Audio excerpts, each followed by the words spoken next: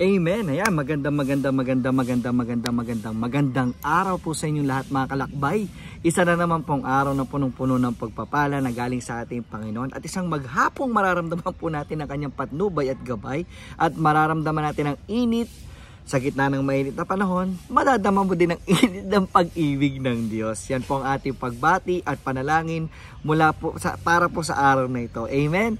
Ngayon po ay araw ng Biyernes, TGIF. Woohoo! Thank God it's Friday. Thank God I'm forgiven. Thank God I'm free. Thank God it's payday. Yeah! True greatness isn't far-fetched, trusting God in faith. Together, generosity improves family. Twice goodness is faster, things given increases fun. Pero higit sa lahat na TGIF, na wag po natin kakalimutan mula Lunes hanggang Linggo. Ano po yan? Today, God is first. Amen po ba? Diba? God is first in everything that we do.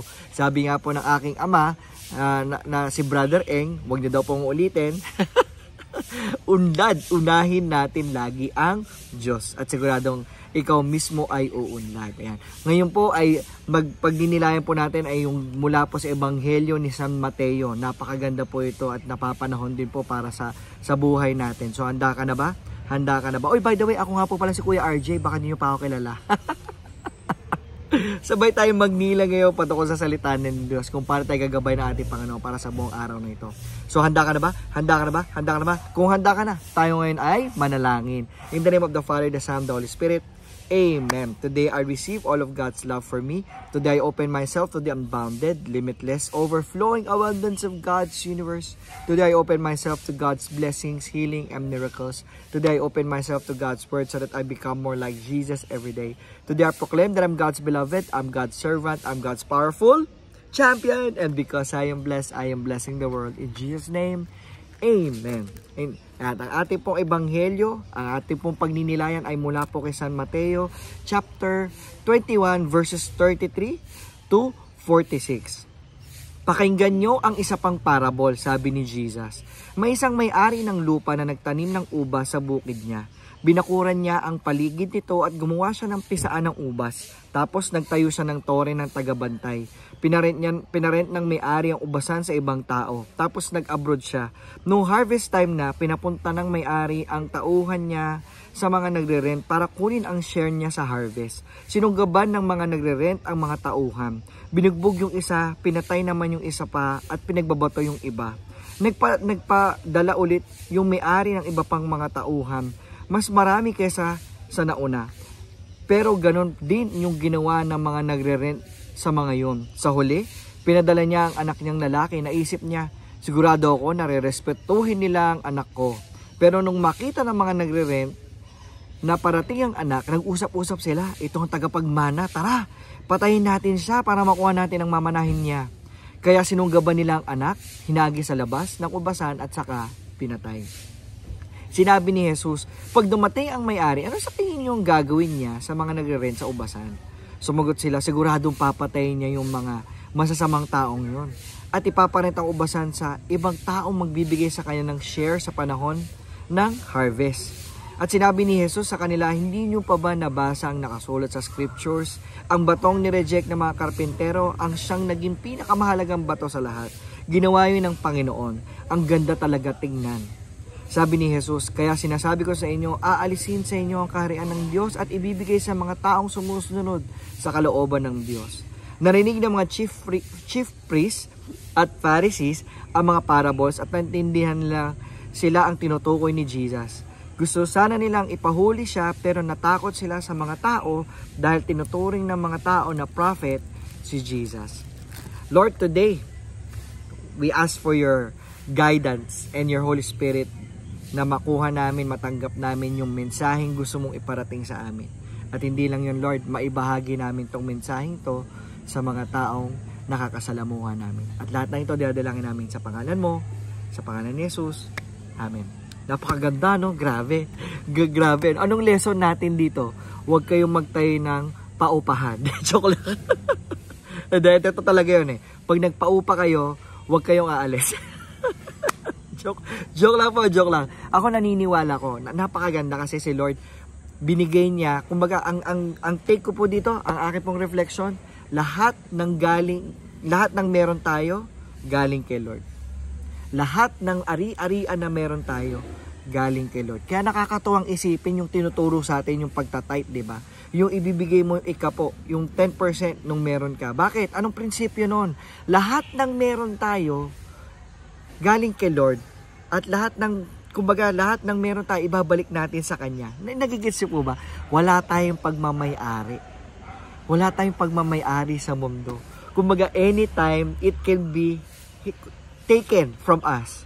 Bakit? Kasi nga, hiram lang naman. Hinihiram lang natin tong buhay. Hinihiram lang natin yung kung ano man ang meron tayo. It's a blessing that coming from the Lord. Kaya nga dapat maging good steward tayo ng mga natatanggap natin mula sa Kanya. Naalala ko din yung isang kwento, isang tanong sa akin. Yung laging, may mga nagtatanong sa akin, am I worthy? Diba? Lagi kung natatanggap yung tanong niya, am I worthy of these blessings? Am I worthy of this situation? Am I worthy of this? Kasi bakit? Nauso yung salitang deserve, di ba? Deserve. Bili ka ng bagong phone, deserve mo yan. Bili ka ng ganito, deserve mo yan. Matapos actually, mga kapatid, worthy and deserve. Hindi, babasagin ko lang, huwag kayong magagalit, ha? Kasi hindi talaga. We're not worthy. We don't even deserve the blessings, the love, we don't. But God made it possible. How? Through His Son Jesus. Through His Son Jesus Christ. His Son made it possible for us para maging worthy at para maging deserving tayo dun sa mga natatanggap natin sa buhay. Kaya lang ito yung nakakatawa. Ito yung nakakatawa, nakakamangha. Kapag si Lord nagbigay, di ba? Alam naman na natin to, SLO, siksik, liglig, at overflowing. Hindi na SLU, no? O sige, SLU pa din, overflowing. Uberflowing, no? But seriously, di ba? Nakakatuwang isipin. Lahat ng ating mga pinaplano sa buhay, in advance, syempre in advance, kaya nga plano eh. Kasi pag nakaraan na yun, hindi na plano yun, di ba?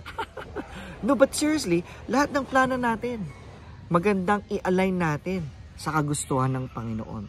Kasi kadalasan kung minsan, hindi na nga tayo deserving, hindi na nga tayo worthy, para bagang inaangkin pa natin lahat ng mga achievements na meron tayo. At minsan, kapag nagpaplano, nakakalimutan pa si Lord sa equation. Nagigets nyo, para si Lord yung unang nawawala sa equation ng mga plano. Yung plano lang. But my dear friends, nakakatuwang isipin, nabanggit ko nga kanina. Jesus made us worthy, Jesus made us deserving. So, I pray, this is my prayer, na kung ano man yung ating matanggap, SLO yan for sure, ibahagi natin, share natin.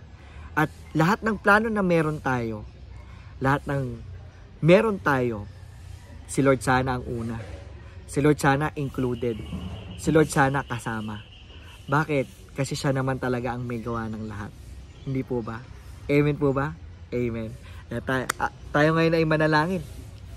Lord, salamat po sa lahat ng biyayang nakapaligid sa amin. Katulad na lang ng mga punong to, Lord. Thank you at binibigyan ako ng lilim. Salamat din, Lord, dahil sa lamesang ito at sa puwang ito. Lord, salamat sa lahat ng biyaya. We may not deserve it, O Lord God, and we may feel unworthy about it at some point. But Lord, because of your great love, salamat. Salamat dahil binibigay mo sa amin ang buong puso at siksik at nagliglig at nag-uumapaw. Lord, naway maibahagi namin to sa aming kapwa. Itong pag-ibig, grasya at pagmamahal at kalinga at ang kasiyahan na meron kang sa amin. Lahat ng ito dinadalangin namin sa pangalan ni Jesus. Amen. In the name of the Father, the Son, and the Holy Spirit. Amen. Panahon na naman po na aming pansamantalang pamamaalam. I bet meron kang sariling reflection sa ating gospel. Kindly comment, like, and share so that others may be blessed as well. God bless you. I'll see you again on Monday. Continue shining His light because you are a blessing. God bless. Bye.